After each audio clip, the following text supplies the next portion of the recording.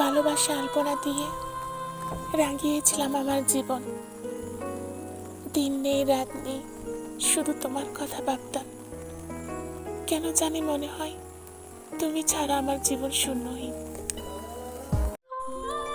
আজ শূন্য জীবনে একটা প্রশ্ন জাগে, কেন করলে তুমি এমন? আমাকে কষ্ট দিয়ে তুমি অনেক সুখ পাও, তাই না? বন্ধুরা, আমি রাধামণি মারমা উর্মিলা বলছি। কেমন হলো আমার ডায়লগ? কমেন্ট করে সবাই জানাবেন, ওকে?